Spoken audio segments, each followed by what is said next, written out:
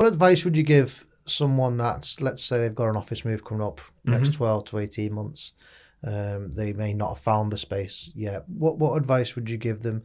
I think it's really valuable for a client that's looking to move office to engage. What's the roadmap for your business? Are you looking to expand? Do you want to go into having multiple sites? It's the old adage, you don't know what you don't know. What don't they know? That information you can talk about early on with no office decided. Yeah. So I would always recommend. I've always looked at the commercial spaces, and people are seeing it as a bit of a tack-on service to everything else. When it's probably the biggest user experience you have with your office. What developers, and clients and everybody's trying to do is entice people back to the office. But the one thing they use day to day is their AV system, and people really enjoy coming to the office and working there. Well, that's how you're going to get them back. Yeah. I want to keep the Future Workplace podcast, completely free, so that we can ensure that we're giving you good, informative content about the future of workplace. But B, I want to try and ensure that we're getting really top quality guests on. I'm sure you'll agree that this particular podcast is a fantastic guest. In order for me to ensure that I'm attracting really good guests, so that we're giving really fantastic information on each and every podcast, we need to try and ensure that there's a reach of audience there. So in order for me to A, keep it free, and B, ensure that the caliber of guests are at a standard where you're getting really top quality information, here's my only request. Follow us, subscribe, whatever platform it is that you're watching this on now, press the little button, you'll subscribe, which will increase our audience, our viewership, which will increase the likelihood of us getting really good quality guests on the show and improve the quality of content that we're giving you. So that's it. Enjoy the show.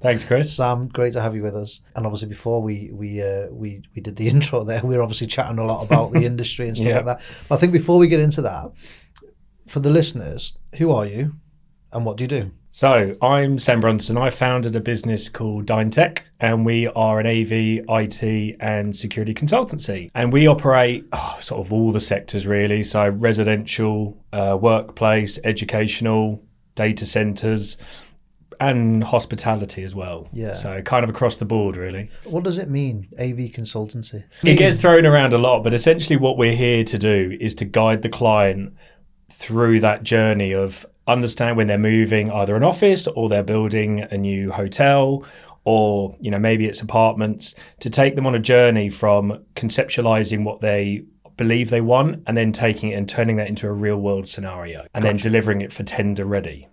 And you guide the journey from what point of the design phase?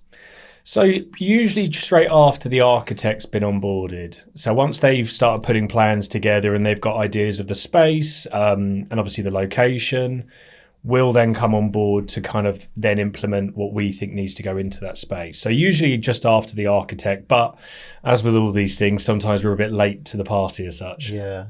And the architects, phase 1, phase 2, phase 3, phase 4, again, for the uninitiated, what's covered in each of those phases and where do the AV consultants sit? So usually we would come on board around stage 2. That's the earliest adoption, because by that point, the architect's got some plans together.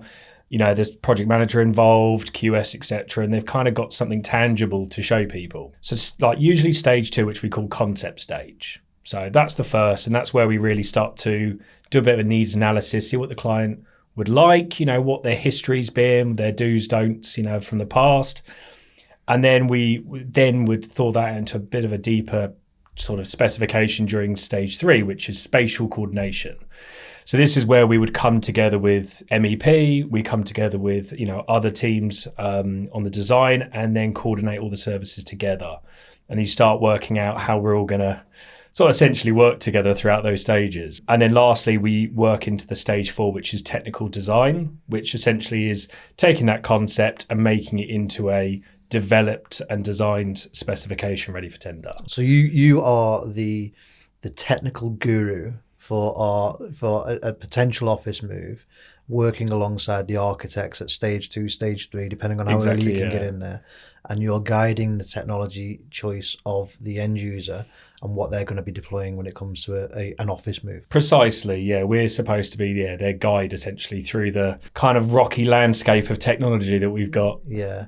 So the stages are really interesting, and I had a conversation on another podcast that I did around how early AV should be in. Now, as you know, you just referred to it a few minutes ago. You want to be in earlier. What are the challenges with regards to where we really typically get in at the moment? You know, around stage 3, really. Yeah. What challenges does that possess in getting in a little bit later? So it's probably one of the biggest issues we find, and I totally get it. You know, they probably look at the stages and the fees that are being applied to each of the stages and think, well, you know, if we can delay the AV, because they kind of see it as sometimes maybe a bit of as an add-on to the other services. We quite often get involved in stage 3 and even stage 4 sometimes. And as much as the client project managers might seem that as a bit of a fee saving, it can actually cause more disruption and fees later because, you know, if let's say we were brought in at the end of stage 3 or during stage 3, you're going to have spatial coordination done. You know, you're going to have architects that have proposed equipment rooms. You'll have meeting room sizes set up. You'll probably have the MEP coordinated to a degree with loadings and everything else. When you're at that point and you invite us into the room and we're suddenly learning to deliver the AV, we could change a huge amount to that. And not because we're coming in to kind of throw a cat amongst the pigeons as such. It's because, well, it's so common to find that main equipment rooms aren't the right size. You know, have power loadings been estimated properly? You know, do they really understand actually what the client has and what they want to get from their systems? So I totally appreciate how these things go, is that we're brought on when they feel that it's kind of required. But the earlier we got brought on, the less redesign architects have to do, the less that a MEP consultant has to do. That is kind of making sure that it goes as smoothly as possible for the rest. It's mad, isn't it? Because it's such a fundamental part of the project. You know, if you look at, and again, clearly we've obviously got our biases towards this, but if you look at the purpose of a meeting room, like what's the point in it? You know, the point of a meeting room is to have a collaboration event. Yeah. And if the technology is only brought in at stage 4 because you've got a glass bowl of a meeting room, then the collaboration event doesn't happen.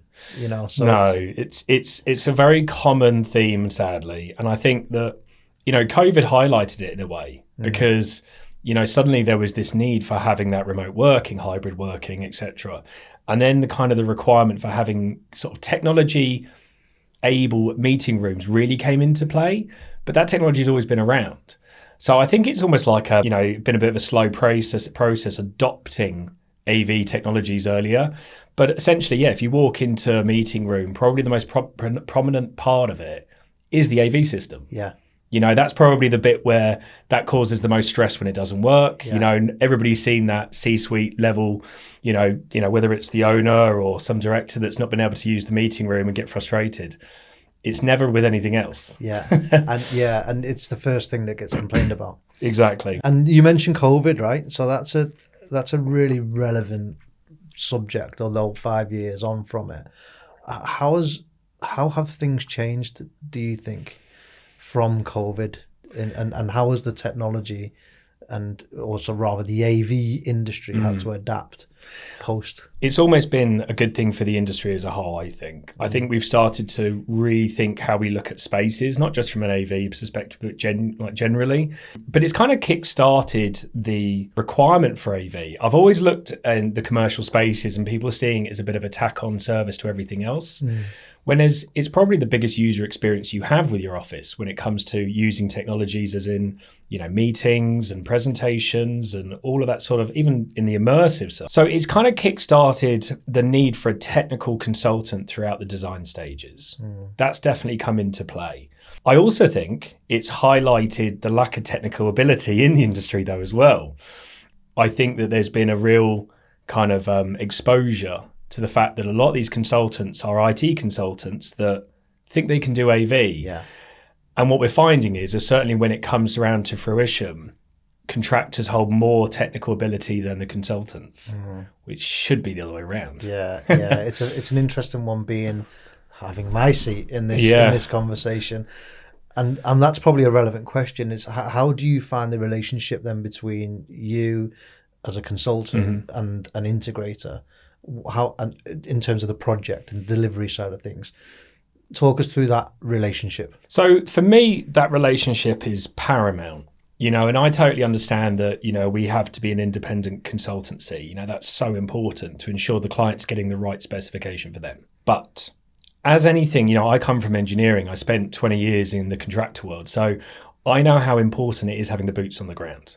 And it is invaluable knowledge you guys get because, whenever you have a new product that's released from manufacturer, it probably does 85% of what the manufacturer says it does. ISA. Yeah. And then look at this, how shiny it is. Exactly, It's right? fantastic. You pick up a data sheet and... Is it out yet? No, Yeah. it's not out yet. And this is why, in my eyes, those relationships with contractors are so important, like yourselves, because, you really have that real world in scenario experience of how it works, what it's compatible with.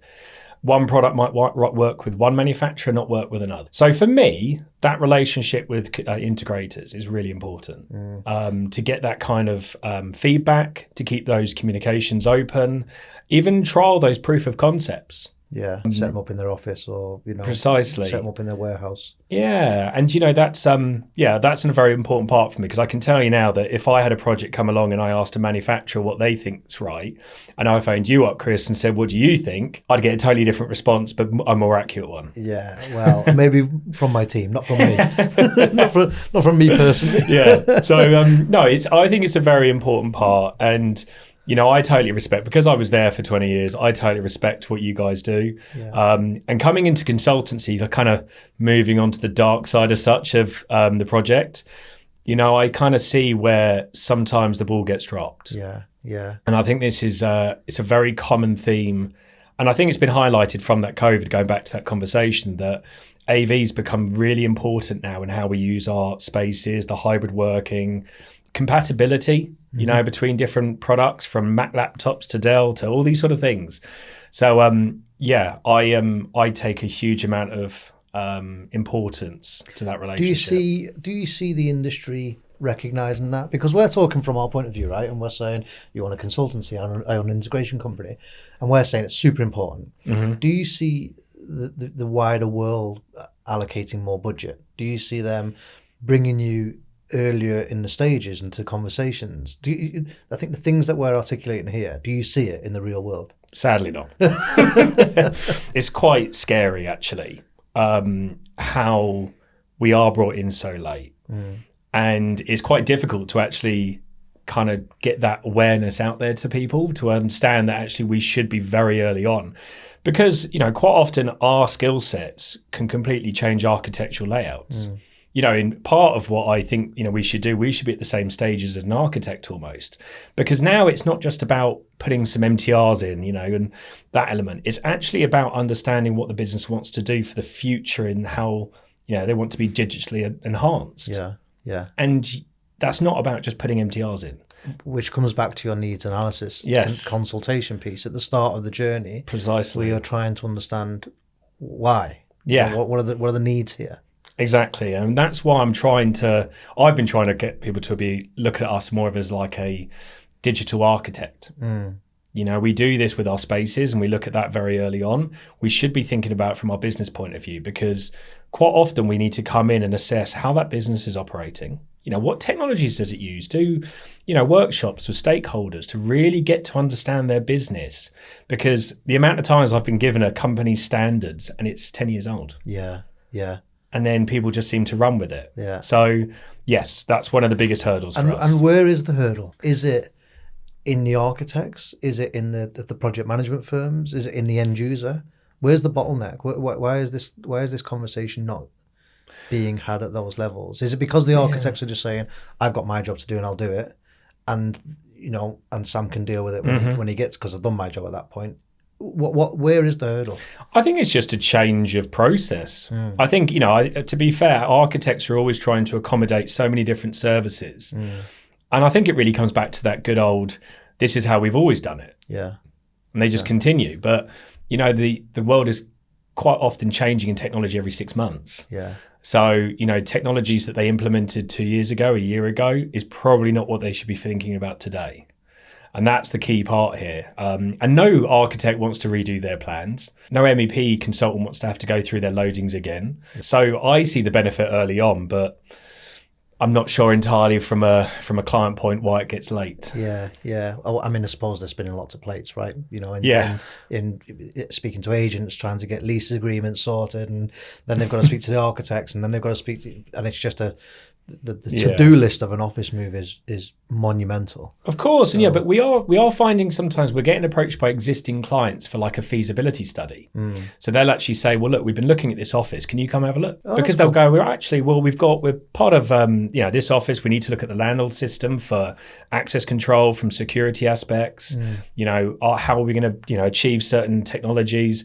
So we are actually getting approached by existing clients because they've built that relationship with us. Yeah, and they get it. Yeah, and they understand that we aren't there up until the point of PC and then gone. We can be there forever and a day. Yeah. Because, we can be there helping them with, service contracts and all the rest of it. And when they want to do refreshes. So we become almost like an extended part of the company. Yeah. But for a new client, yes, I guess the awareness isn't there. One of the other conversations I had on another podcast that we did was how to bridge the gap between champagne thinking and lemonade budget.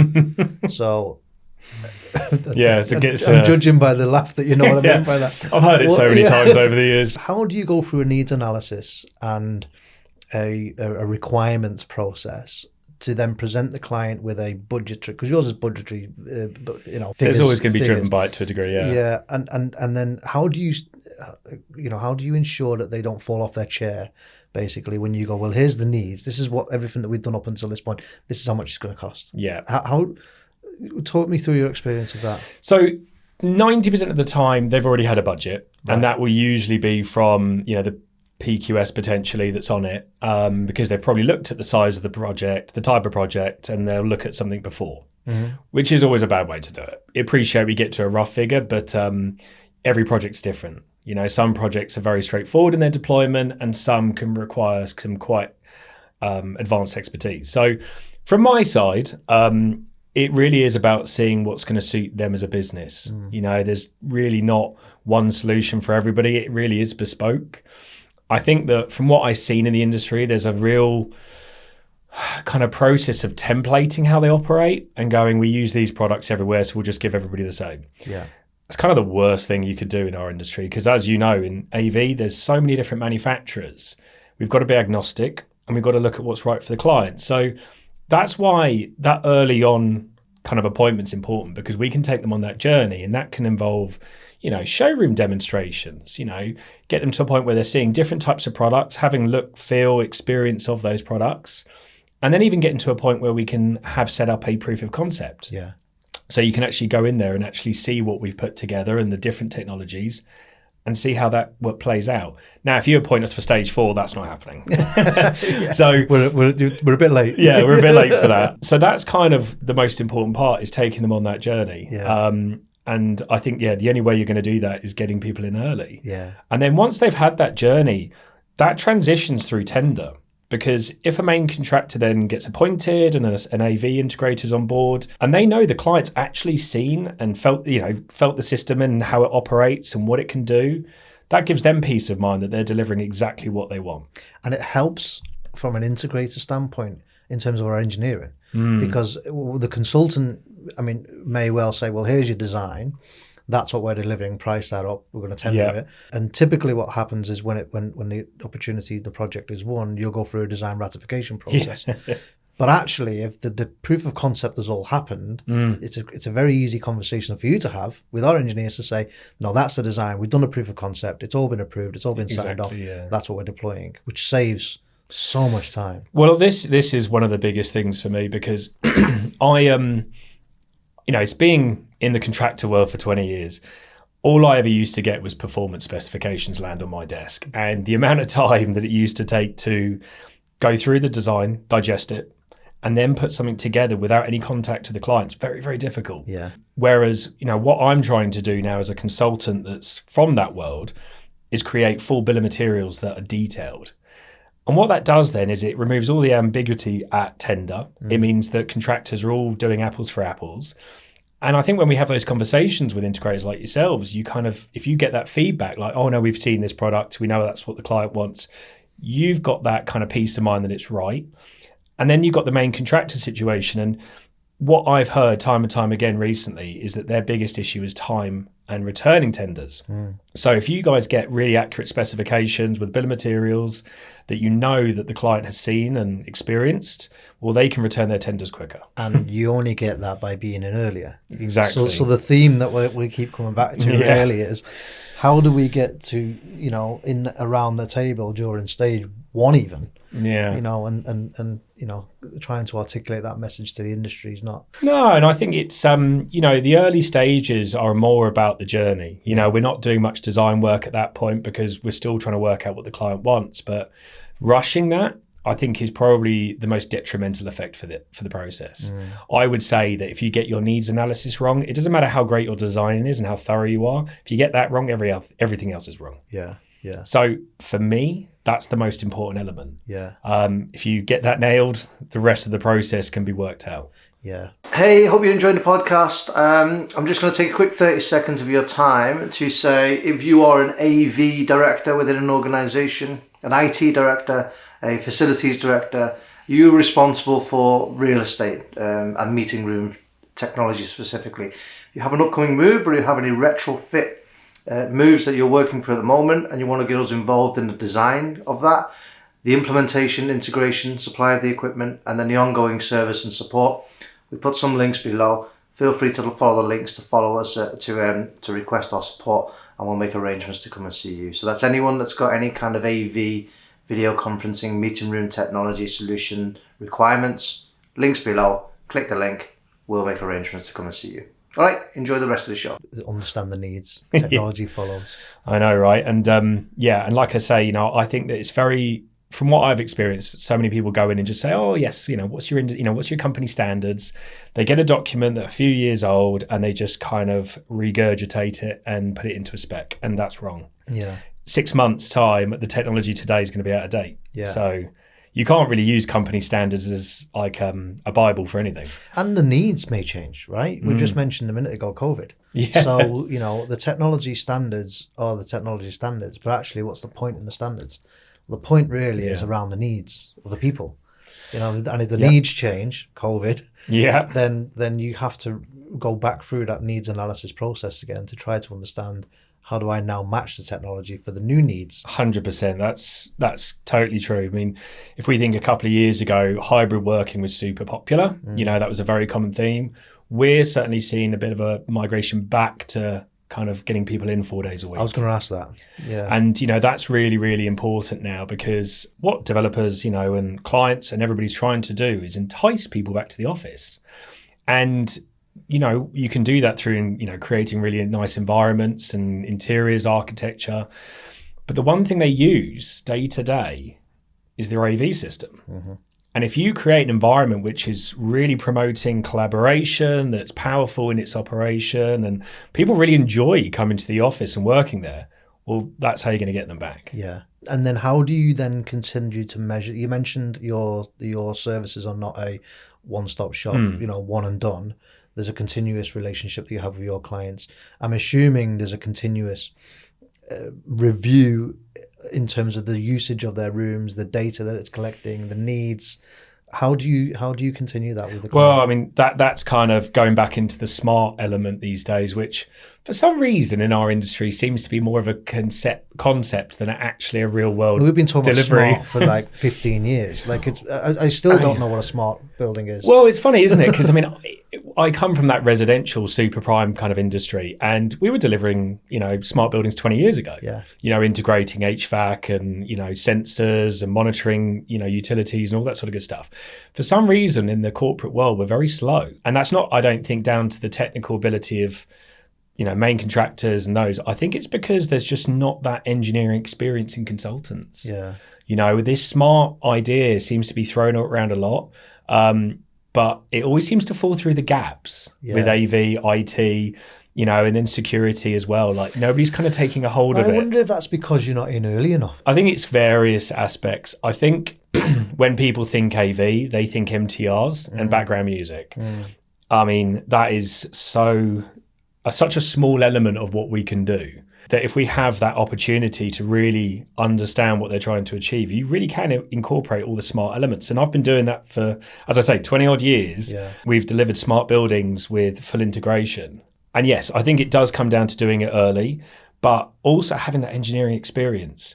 I can tell you, like 90% of consultants in our market have never picked up a screwdriver. Yeah. So how can you ask them to design the technical elements of that, where integration, where you don't have to just know AV, you've got to know IT, you've got to know BMS, you've got to know MEP, you've got to know all these different technologies. And I think that's where the industry is falling down, personally. What's the smartest thing you've delivered? The smartest thing I'm throwing you right on the spot there, aren't I? So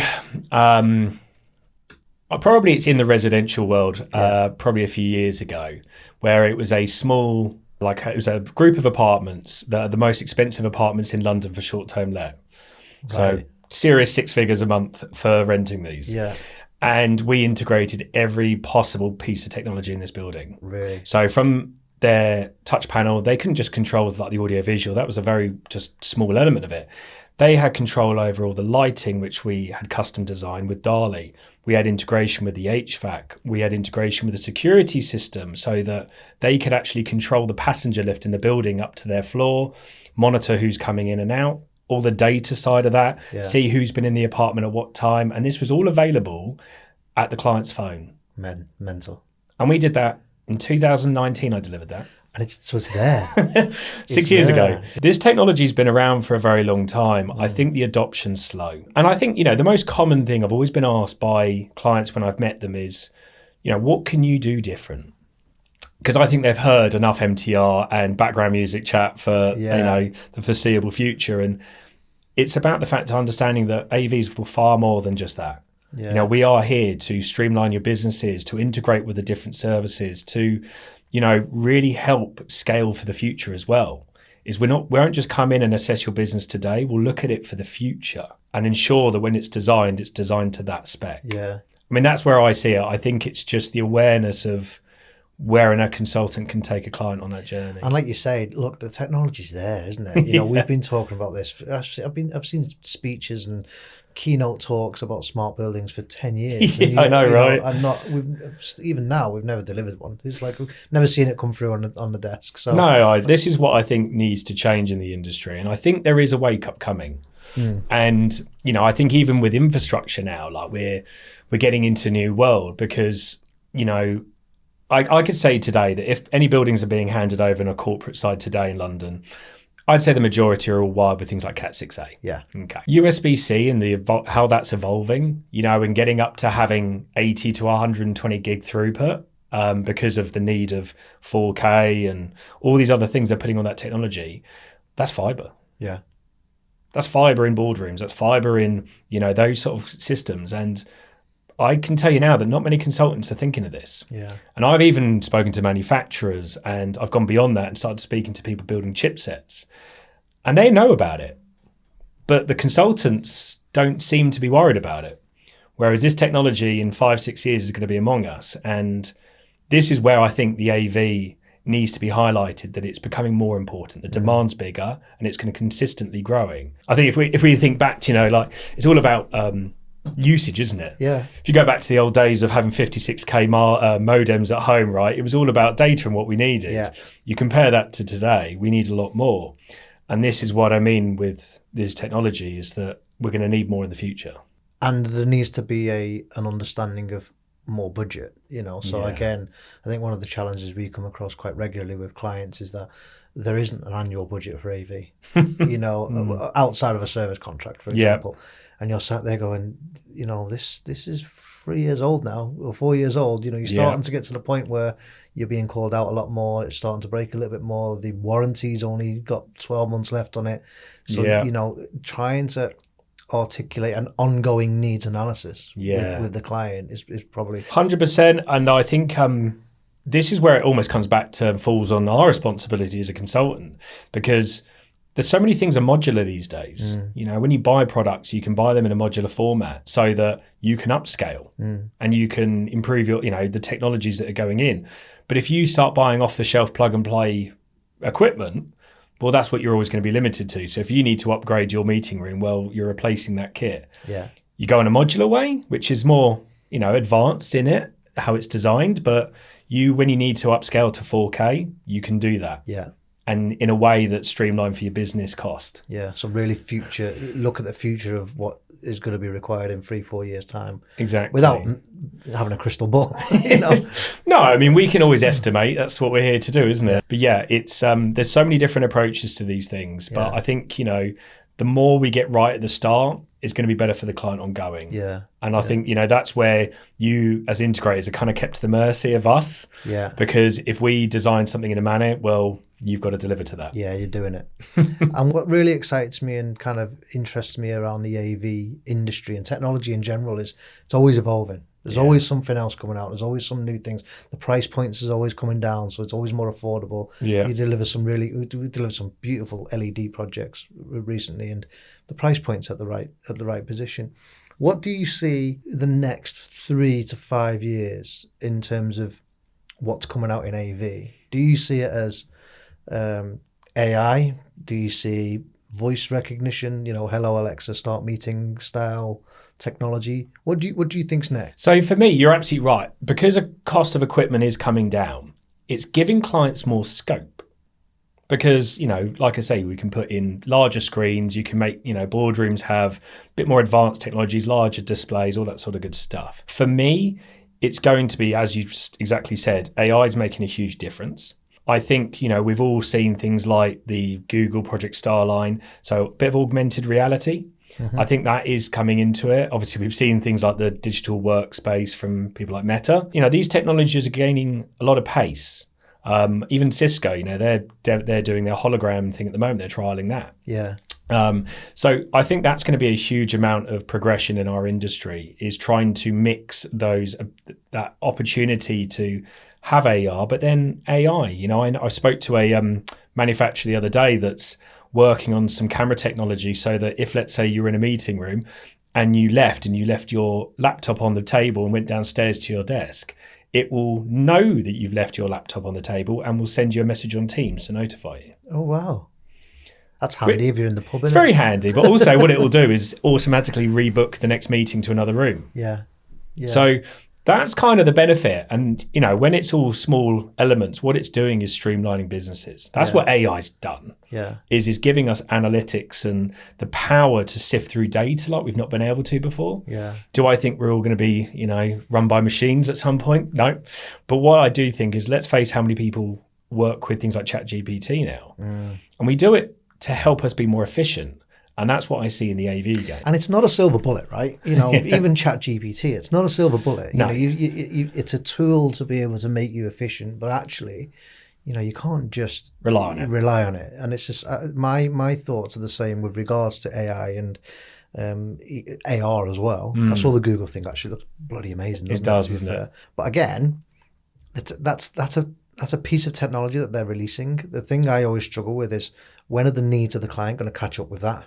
So it's all good and well to releasing something, but then I suppose you can look at someone like Steve Jobs and go, well, he created the iPod, and no one needed 1,000 songs in their pocket, but he created it, and then all of a sudden everyone wanted 1,000. So it's like it's the chicken and egg, you know, what's first? Yeah, it always is. I mean, that's always going to be the issue, is that one platform for one client, they might not want that. You know, there's always going to be that kind of diversity in what clients want. But the reality is what's really important is ensuring that your infrastructure is there to support all this. Yeah. And at the moment, with the way that things like USB-C is going and all of this stuff, we're getting out of the copper world. And that, I think, is the most important part right now, is you might not want all the technology, but you want the opportunity to have it if you need it. So I think that's a big part of it. But yeah, I think, in offices, I see that AI streamlining it. And obviously when it integrates with smart, space optimization, looking at it and going, okay, who's using these spaces? Is Joe Bloggs keep, booking that meeting room every Friday because he doesn't want to work in the office? Are we using these rooms for what they're intended for? Can we redo them and, do something else that's going to provide our business with, more collaboration or something? So it's being able to sift through data now, and that's what AI has given us that chance to do. How far along does your consultancy go? Does it go as far as project completion PC, or do you then start talking about, okay, now how do we manage these rooms? How do we manage the warranties? How do we manage the assets? How do we manage the SLAs? Talk me through the service maintenance side of things. So it's a good point, because I think it's very typical as consultants to, one PC's done and you've signed everything off, to walk out the door. I don't believe that's the end of our process. I've always been somebody that's kept clients for a very long time. That's how I've, been able to start this business again after years of being in the contractor world. And I think our relationship is ongoing, because I think it needs to be. We're there to support them. So let's say, they have a project that's been delivered by Y integrator and they're not happy with that integrator. I would want to be able to step in to help them either resolve issues, or if they want to look at another integrator, to be able to help that process along. And then also, but we're not just there to support the client, we're here to help integrators as well.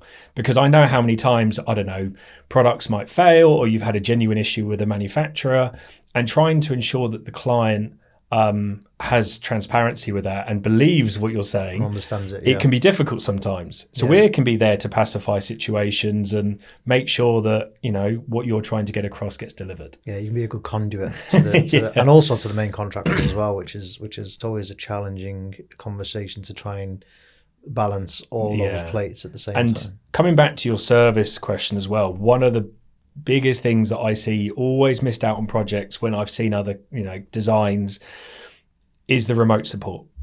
So, when we look at a lot of office buildings, it's quite common just to find, product's gone in, we don't have any other kind of remote support for the client, we've just put in a load of AV product and that's it. With these systems now, because they're all IP based, AV's become IT, isn't it? You can monitor equipment so easily from office locations. So if a client phones you up and says, I've got a problem in this meeting room, being able to dial in and actually diagnose problems and see what's been going on in the usage, that is gold dust for you integrators. But I think because a lot of these consultants don't come from the integrator world, they don't think of this technology and implement those services. But there's nothing more powerful as an integrator to phone up your client and say, oh, do you know that the soundbar in meeting room 3 is offline? Yeah, before they've even realised it. Well, and also it adds to your ongoing needs requirements, right? So if you've got the ability to be able to say, well, that 14-person meeting room gets booked every Wednesday by Sam and he's in there on his own. You've got the ability to either say, Sam, get a grip of yourself. Or, well, is there a reason why that 14, the expense of that 14-person meeting room is not being used for 14 people? Exactly. Would it be more useful to look at a divisible space? So, and we mentioned very briefly before we started divisible spaces, didn't we? Yep. Are you seeing that flexibility in that kind of space more and more? Yes, 100%. I think the divisible space is certainly one that's key for real estate. I mean, certainly in London, right? Square foot's so expensive. Being able to look at a space that can have 4 or 5 different functions is really important. But then that doesn't necessarily make the technology easier. It can be quite complicated. It can actually make it a lot more complicated. And being able to go through that process, and find out. And it all comes back to the same thing is if, let's say, this was a workplace for a client and their office, doing those workshops with the SME stakeholders, all of that sort of good stuff early on to identify it. But also, like you say, that continual monitoring of the space to see, okay, are we using that room for this? Actually, could we convert this to, do you need another meeting room? Do you need a team scrum type room or a collaboration room? So it's never easy. And to be honest, I think when anybody's moving office, it's a bit of a unknown territory of what you need. So being able to design spaces that can scale and change is really key. Yeah, yeah, and like you said, I think we've stumbled upon a theme here, which is over IP. Look at the next 5 years, make it modular. If you can change it out pretty quickly, then change it out pretty quickly, and then offer the remote management and support on top of that. 100%, and I think that's where people sometimes will look at it and go, oh yeah, but I can get a Logitech Rally and just put that in the meeting room. Yeah, that's great. But if you want to change that to another room location, or sort of change the function of that space around, it becomes lost. So being able to actually approach these systems from a professional point of view, looking at how they can scale and change, but using the same products, well, you're going to get more of your return on investment out of that. Yeah, you are. Do you think remote management has almost demystified itself? So one of the experiences I've always had with remote management is it's really quite difficult to price it and get a proper budget together, because it's not, in my experience, I could be wrong here, but it's not based off of a price per room. It's based off of devices. And then you've got to try and work out how many devices there are. And then, so I've always found it to be quite a challenging conversation to have with the client. Am I up to speed with that, or have things moved on slightly? No, I mean, it's not an easy thing to price. It comes down to the equipment. It comes down to how the client is as well. Are they an organisation that work on multiple time zones? Is it going to be a Monday to Friday, 9 till 5, or do they have offices in the US? It's really difficult to price it. But the power you can offer a client in being able to resolve issues sometimes before they even know, that's hugely valuable to them. Nobody wants to have a meeting room that's unused. The amount of money it can cost the business as operations. So I think it's somewhere where every client should be thinking about it. And this is one of the things that AI is now helping us with, is that a lot of these systems are now using AI for not proactive maintenance, for predictive maintenance. That's cool. So we actually can look at it and go, well, the CPU usage in that process has gone quite high, the fan speed's gone up, but actually that room's not being used. Well, we know there's a problem with that product. Yeah. So it will notify FM to have a look at it. Yeah. So that's the amount of power that you could have with remote. That's that's impressive. Yeah, that's impressive. Yeah, it's powerful stuff. But the client is obviously being guided by a consultant, so we got to get it right. Yeah, that's what you paid for. Yeah, well, yeah. If we brought on early enough. Yeah, exactly. What advice would you give someone that's, let's say they've got an office move coming up next 12 to 18 months? They may not have found the space yet. What advice would you give them? It's the old adage, you don't know what you don't know. What don't they know? I think it's really valuable for a client that's looking to move office to engage with a consultant, to discuss what they've got and have workshops with the team. So many times I've met kind of the owners of businesses and the kind of C-suite level staff. But I mean, what you find is actually that people that use the spaces is quite often not them. And I quite often push for workshops with the SMEs, with people that quite often use the spaces the most, or even the people that complain the most. Yeah. I ask for those workshops because you can start getting an idea of what they like and dislike from their technology. Now, I don't need to look at your new office to be able to work out what you want. I can do that purely from a conversation. Yeah. And having those workshops and talking about what you want to achieve and, what's the roadmap for your business? Are you looking to expand? Do you want to go into having multiple sites? That information you can talk about early on with no office decided. Yeah. So I would always recommend to engage with a consultant, even for those conversations, talking about technologies, even enjoy it, go and look at some demonstrations and, start to get a feel for what's out there. Yeah. And I would 100% agree with that. Get them in early, look at the stages and get in early. I think one of the caveats that I'd add to it is try not to have the magpie, the shiny object syndrome. I think the reality is, companies bring someone like you in to try and articulate what their needs are, and then you match the technology to the needs. It's not, I saw this really cool thing at ISE. Oh, yeah, Can I have that, please? No, I mean, if I get asked any more about having holograms in their office, honestly. But that's always the case with it. And also, we appreciate that. If I go and talk to the SMEs on site, they're probably going to request all sorts of very advanced and fun sort of gadgets to play with, right? But that might not always be the interest of the client. Yeah, we had a very similar conversation with a client last week, actually, which is almost exactly the same as this. Really? Where the IT guys were like, like, I really want that because it's cool. And we were like, okay, why?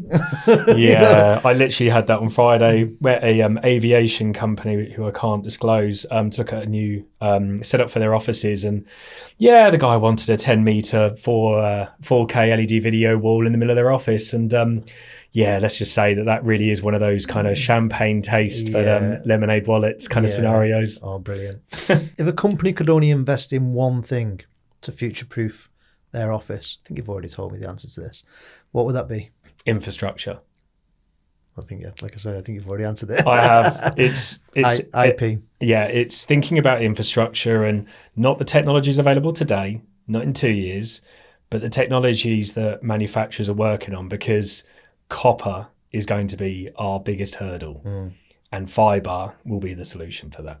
Brilliant. So, Sam, I know I always try and keep these podcasts quite short and sweet, but to try and keep them insightful, it's been an absolute pleasure. Yeah, thanks you, Chris. Good to see you again. How do people get in touch with you? Usual ways on for our website, Instagram, all the usuals. But yeah, no, always looking to help people on their journey with technology. Brilliant. We'll add all that to the edit, and hopefully someone will be in touch, mate. Cheers. Thank you, Sam. Appreciate you coming in. Yeah, thanks, Chris. Hope you enjoyed the show. I certainly enjoyed interviewing that guest, and again, I learned an awful lot in the process of that. If you did enjoy the show and you want to see how we integrated a multi-level AV solution with one of our clients, we've done a quick video on that here, so check that out. That just talks through how we put together project teams for a multi-level AV project that we delivered. And again, if you want to contact us for any reason, we've got some links below. Feel free to follow links. One of our team will be in touch, and we can make some arrangements to be in contact with each other. Glad you enjoyed the show. Don't forget to like, subscribe, and check out the next one that's going to be released soon.